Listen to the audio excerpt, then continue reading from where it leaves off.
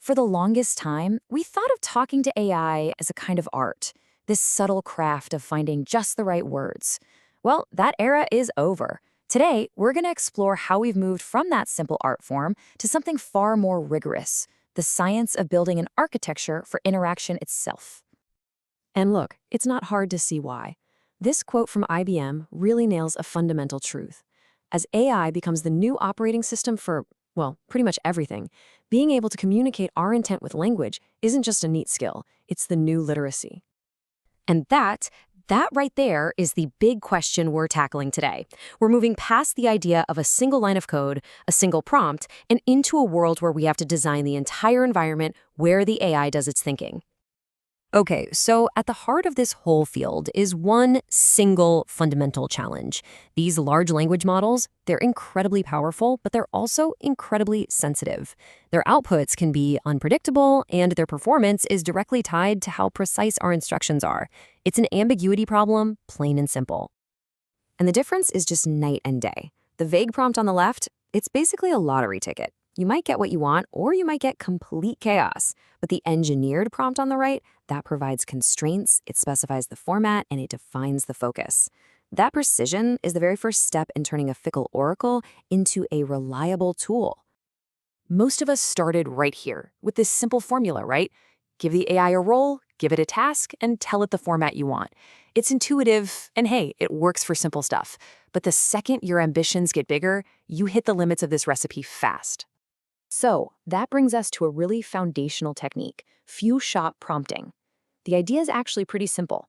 Don't just tell the model what to do, show it. By giving it just a few high-quality examples of what you put in and what you want to get out, you're essentially giving it a tiny little lesson on the fly. You're guiding its behavior without needing any expensive, large-scale retraining. And the results? They're just staggering. In one particular task, a simple prompt got only 19% accuracy.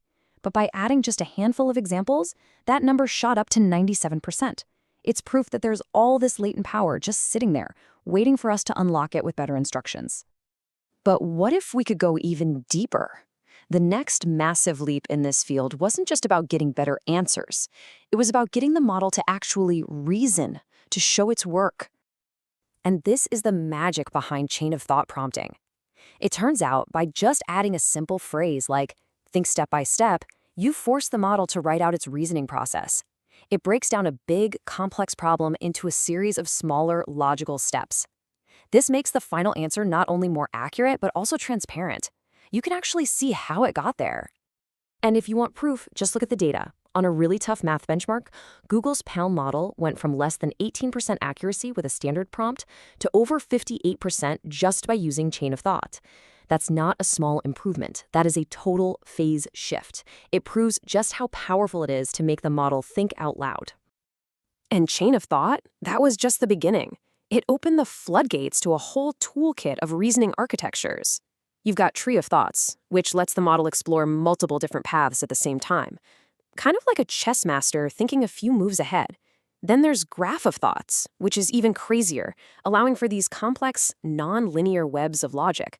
We've gone from a single trail to a dynamic, strategic map of possibilities. All of this growing sophistication, it points to the single most important shift in this entire field. We're graduating from just engineering a single prompt to architecting the entire information environment, the context that the model operates in. This quote from AI visionary Andrej Karpathy just captures this new reality perfectly. The real challenge isn't just about crafting the perfect instruction anymore. It's this delicate art of managing the entire flow of information the model has access to at any given moment. So let's give it a name: context engineering. This is a formal discipline. It's all about systematically managing everything the model needs to know to do its job, turning what used to be a bunch of ad hoc guesswork into a repeatable, systemic process. And here's the really crucial part to understand. The context window is so much more than just your prompt. It's a dynamic workspace. It's got knowledge pulled from databases, it has a memory of past conversations, it can connect to external tools through APIs, and it can understand structured data like JSON or XML. This nails the core idea perfectly. Modern AI interaction is not about writing a clever string of text. It's about designing an entire information supply chain, a system that finds, structures, and delivers the exact right data to the model at the exact right time. So, what's the final layer in this whole evolution? Well, it's to treat the design process itself as a problem that we can solve with code. We can now automate and optimize our prompts and our context systems programmatically. I mean, look at the two sides. On the left, you've got the old, artisanal way, handcrafting prompts, endless trial and error. It's brittle, it doesn't scale. On the right, that's the new paradigm. We have frameworks like DSPy that act like compilers for AI. You just declare your goal, and the system automatically finds and optimizes the best way to get there. And this is the workflow for systems like AP, or automatic prompt engineering. It's actually kind of meta. It uses one AI to look at a bunch of examples, generate dozens of possible prompts for another AI, and then test all of them against performance metrics to find the absolute best one. It's automating a process that used to be incredibly manual and slow. So, let's bring this all together. We've gone on a journey from the simple craft of writing a single sentence to the science of getting an AI to reason, and now, finally, to the architecture of entire information systems that can basically optimize themselves. And this right here, this is probably the single most important takeaway from all of this.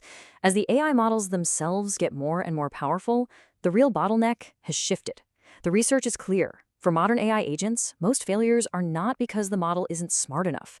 They are context failures. The agent was simply given the wrong information at the wrong time or in the wrong format. This leaves us with one last, pretty provocative question. If the quality of our interaction with AI is now defined by the quality of the informational architecture we build for it, well, what does that make us? It reframes our role from being simple users into something way more profound, the architects of intelligence itself.